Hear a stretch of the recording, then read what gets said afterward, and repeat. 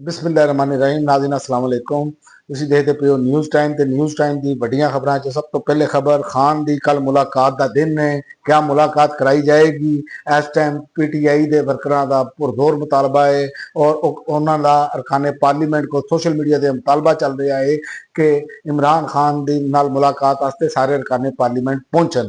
ਔਰ ਤੇ ਦੂਜਾ, ਇਮਰਾਨ ਖਾਨ ਨੂੰ ਰਿਹਾ ਕਰੋ ਦੇ ਹਵਾਲੇ ਨਾਲ ਤਹਿਰੀਕ ਦਾ ਐਲਾਨ ਹੋ ਗਿਆ ਹੈ ਤੇ ਰੈਲੀਆਂ, ਧਰਨੇ, ਇਨਡੋਰ ਆਊਟਡੋਰ ਜਲਸੇ ਤੇ ਗ੍ਰੈਂਡ ਰੈਲੀਆਂ ਦਾ ਐਲਾਨ ਕਰ ਦਿੱਤਾ ਗਿਆ ਹੈ। ਤੇ ਉਸ ਤੋਂ ਇਲਾਵਾ ਆਪਰੇਸ਼ਨ ਬਨਿਆਨ ਮਰਸੂਸ ਦੇ ਵਿੱਚ ਬਰੂਨੀ ਹਮਾਇਤ ਦੇ ਇਲਜ਼ਾਮਾਤ ਜਿਹੜੇ ਨੇ ਉਹ ਬਿਲਕੁਲ ਠੀਕ ਨਹੀਂ, ਫੀਲਡ ਮਾਰਸ਼ਲ ਨੇ ਕਹਿਤਾ। ਦੋ ਤਰਫਾ ਫੌਜੀ ਤਸਾਦਮ ਦੇ ਵਿੱਚ ਦੀਗਰ ਮੁਲਕਾਂ ਦੇ ਨੂੰ ਸ਼ਾਮਲ ਕਰਨਾ ਭਾਰਤ ਦੀ ਨਾਕਸ ਸਿਆਸੀ ਕੋਸ਼ਿਸ਼ ਸੀ। ਕਿਸੇ ਵੀ ਮੁਹਿੰਮਜੋਈ ਦਾ ਜਿਹੜਾ ਬਗੈਰ ਹਿਚਕਿਚਾਏ ਹੋਏ ਮੂੰਹ ਤੋੜ ਜਵਾਬ ਦਿੱਤਾ ਜਾਏਗਾ। ਆਰਮੀ ਚੀਫ ਦਾ ਐਨਡੀਯੂ ਨੂੰ ਦੇ ਵਿੱਚ ਖਿਤਾਬ। ਤੇ ਉਸ ਤੋਂ ਇਲਾਵਾ ਇਲੈਕਸ਼ਨ ਕਮਿਸ਼ਨ ਜਿਹੜਾ ਹੈ ਉਹ ਆਪਣੀਆਂ ਸਫਾਈਆਂ ਪੇਸ਼ ਕਰਨ ਲੱਗਾ ਹੈ।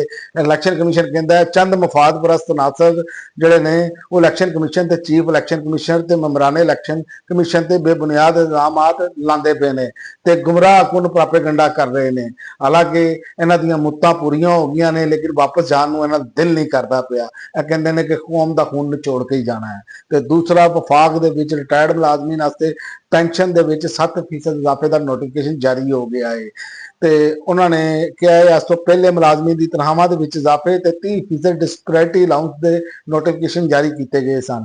ਤੇ ਇਸ ਤੋਂ ਇਲਾਵਾ ਮੁਲਕ ਭਰ ਦੇ ਵਿੱਚ ਸ਼ਦੀਦ ਬਾਰਿਸ਼ਾਂ ਦੀ ਵਜ੍ਹਾ ਨਾਲ ਸੈਲਾਬੀ ਸੂਰਤ ਹਾਲ ਦਾ ਅਲਰਟ ਜਾਰੀ ਕਰ ਦਿੱਤਾ ਗਿਆ ਹੈ। ਦਰਿਆਏ ਕਾਬਲ, ਦਰਿਆਏ ਸਿੰਧ, ਦਰਿਆਏ ਚਨਾਬ ਤੇ ਜੇਹਲਮ ਦੇ ਪਾਣੀ ਦੀ ਸਤਹ ਦੇ ਵਿੱਚ ਇਜ਼ਾਫਾ ਮੁਤਵੱਕਾ ਹੈ।